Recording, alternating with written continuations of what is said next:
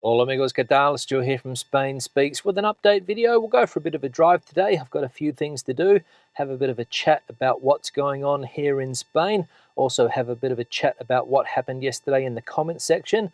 So stay tuned, let's go. All right, so as I said, on my way to the petrol station, I have to fill up, unfortunately, especially given the price of fuel at the moment. Not something that I am looking forward to do. Not sure what the price is, but I think it's around the €1.50 mark, which is very expensive. And another thing I'm going to say is that I'm going to go to a low-cost petrol station or gasoline station, whatever you want to call it, because the normal ones are very expensive at the moment. So if I can get a little bit of a discount, I will be happy. But like I said, around €1.50 at the moment to fill up the car. And that's petrol, not diesel, because this is a petrol car, the one I'm driving at the moment. So expensive. And as we know, energy prices in general on the way up here in Spain, on the way up around the world. I imagine it's not unique to Spain. I think in Portugal, somebody said the other day that they're paying around €2 per litre for fuel. So very expensive there in Portugal. And considering the salaries that a lot of people have in both Spain and Portugal, I don't know how people pay, to be honest. But it is a necessity, putting fuel in the car. Now, a bit of feedback from yesterday's video, especially when it comes to COVID-19 and the increasing incidence rate in some parts of Spain. In fact, in the whole country, the incidence rate is going up. It got down to 40, but I think now it's up to around 46, 47, and going up every day, unfortunately. But it's not as bad here as it is in some parts of the country. For example, we saw Benidorm yesterday, which I think is around 250, 260 cases per 100,000 people, so quite high there. Here in Madrid, I think we're down to around that 46, 47 mark. Don't quote me on that because I could be wrong. So different COVID numbers according to where you are in Spain at the moment. And Galicia, as we know, now basically in the new normal with virtually no risk of COVID-19 for the time being.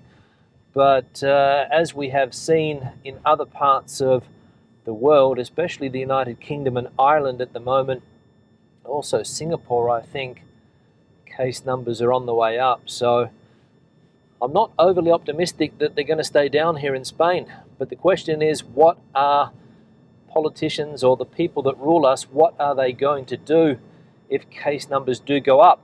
I mentioned Benidorm before. Yesterday we said that the blame is being put on British tourists that have flocked to Benidorm since the restrictions in the UK were lifted. That could be one of the reasons, I don't know. I think it's a mix of different things. We had a public holiday here a couple of weeks ago. A lot of people got out and about, people traveling around the country.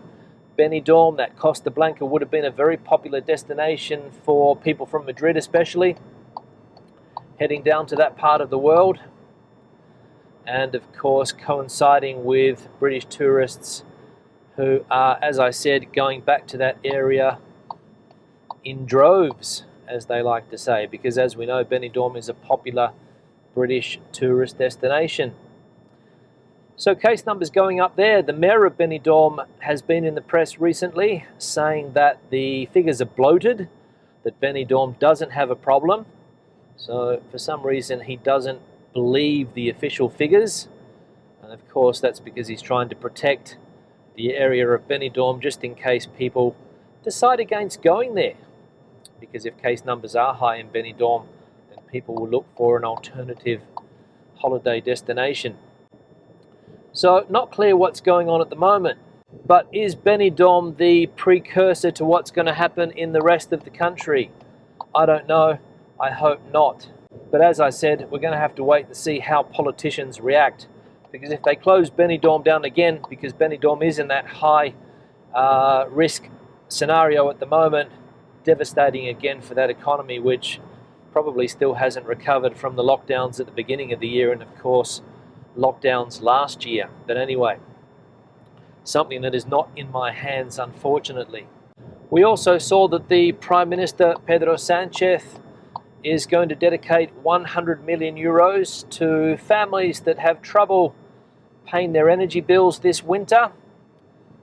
Splashing the money around, Pedro Sanchez, at the moment. Obviously the European money coming into the country, and the European Commissioner who's responsible for the economy, I think, was in Spain yesterday, and there was a big fancy get-together between Pedro Sanchez, the economy minister, and this gentleman. And one of the things that caught my eye was that the Bank of Spain yesterday said that they're going to have to reassess GDP growth in Spain for 2021 and 2022. And Pedro Sanchez came out yesterday and said that GDP is not the only measure that determines economic growth here in Spain. So I don't know whether we can believe that or not, but apparently the government is looking for different economic indicators to assess how the economy is going. So interesting there. Of course, there is a bit of an internal rift on at the moment in the government, as usual, between Podemos, the coalition partner, and the PSOE, the socialist government. So again, crisis after crisis in this government at the moment. But what can we expect? Because they both have different ideologies and different ways of looking at things, especially the labour market reform, which is the hot potato for this government at the moment. Now, I'm at the petrol station, and the price is €1.48.9, so €1.48. So it hasn't quite hit the €1.50 mark yet, but I imagine that's just around the corner. So I'll fill up and continue the video when I come back. Okay, so petrol done and dusted, €61 to fill up the car. Probably would have cost around €50 last year to do the same thing. Everybody was celebrating last year when petrol was very, very cheap, diesel was very cheap, and this year we are getting slapped with high prices, and everything, as we know, is going up. And just going back to what I was talking about before, Pedro Sanchez yesterday, the Prime Minister, said that he's putting this 100 million euros forward because the EU is very slow to react. Somebody in the comment section said, the EU is slow to react? Spain is slow to react. And that is also true. Spain is not the most agile country when it comes to getting things done. Things do take a long time, and that's one of the biggest criticisms at the moment with this EU money that the government has. Is it going to trickle down, or is it going to be given to the sectors that need it in time to rescue the economy? Because as we know, it takes a long time to get things done here. There are a lot of people involved in the process, a lot of different political parties. The government has different partners that it needs to come to agreements with. And as I said before, the Podemos PSOE coalition again fighting. So while all of these things go on, things don't get done. So the EU is slow, but Spain is even slower, unfortunately. And it's fantastic to talk about giving 100 million euro to households in need, but again, they have to get it quickly, because otherwise it's just political speech that sounds good, makes headlines, people talk about it, but if people don't get the help, that is the issue. So things very slow to get done in Spain, and as we saw yesterday, the European Union in general. But as I always say, it is what it is. And the final thing that we'll talk about was the follow-up article to something that we saw a few weeks ago, maybe a month ago, about how people from the United Kingdom were leaving Spain in droves, making tabloid headlines, of course, sensationalist type news. Always when you talk about Spain, it catches a lot of attention, and the tabloids obviously feed off that. And talking to, I think it was the local newspaper yesterday, spoke to a couple of real estate agents, one on the Costa Blanca, another one on the Costa del Sol, and apparently people are not selling up and moving in droves, moving back in droves, I should say.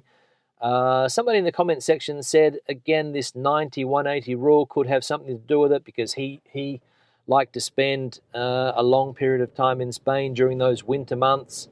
And again, highlighting the fact that maybe Spain is losing out, not having access to people that want to come and spend the long British winters down here in the sun. And definitely it is the case.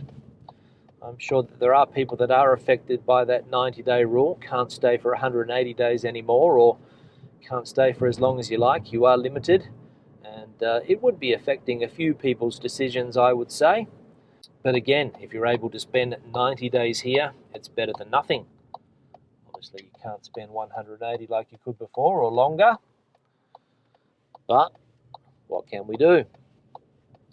So that's it.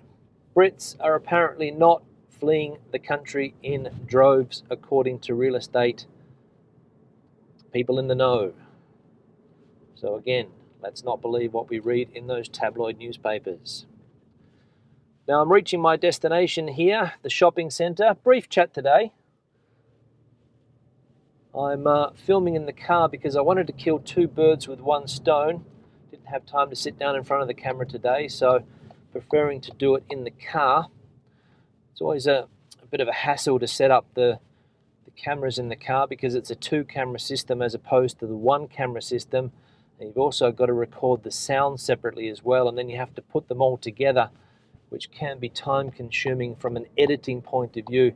It's just a lot easier to sit down in front of one camera with the sound going into that camera and you're editing on one file, let's say, rather than three different ones here. So something different, but should be back in front of the camera tomorrow. So questions and comments, please leave them in the section below.